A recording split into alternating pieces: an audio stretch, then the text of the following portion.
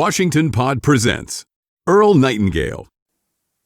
Each morning and during the day, ask yourself this question. How can I increase my service today, knowing that my rewards in life must be in exact proportion to my service? Now do this every day, and you'll have started to form one of life's most valuable habits.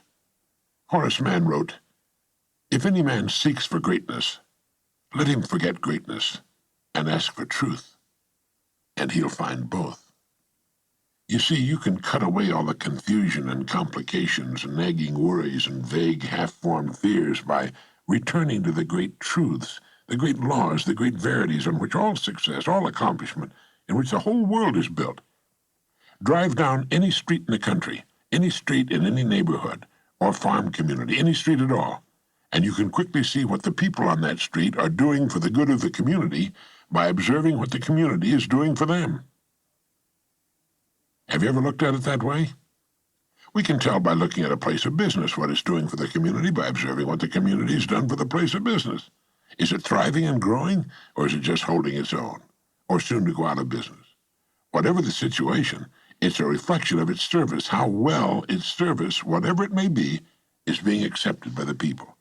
Is it meeting their needs and wants? It's the same with families and their places of residence. That's why I said you could drive down any street. Some streets are lined with beautiful, expensive homes, while some neighborhoods are obviously suffering from poverty, ramshackle, with weeds growing in the yards, tin cans and rubble strewn everywhere, rusted cars.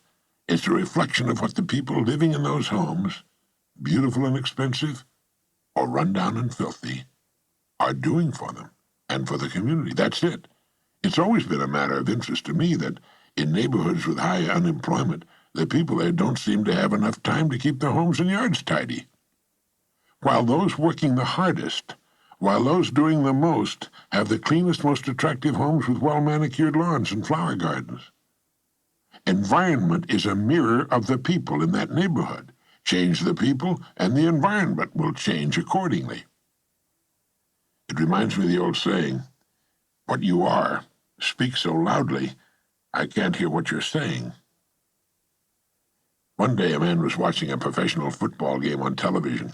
His 5-year-old son kept bothering him, so he took a page of the Sunday paper with a full-page airline ad on it showing a picture of the world, the planet Earth as seen from space. He tore the page up into a dozen pieces and gave them to his son. He said, "Here, put this together with this cellophane tape and show Daddy how smart you are." Then he went back to watching his football game. Well, in a surprisingly short time, the youngster had the picture all taped back together.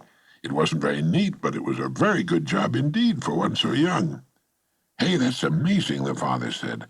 "How did you put that world together so quickly?" And the little boy said, "There was a picture of a man on the other side. I just put the man together, and then the world was all together." The youngster was no doubt surprised by the big warm hug he got. "That's right, son," the father said. "When the man's all together, his world is all together too."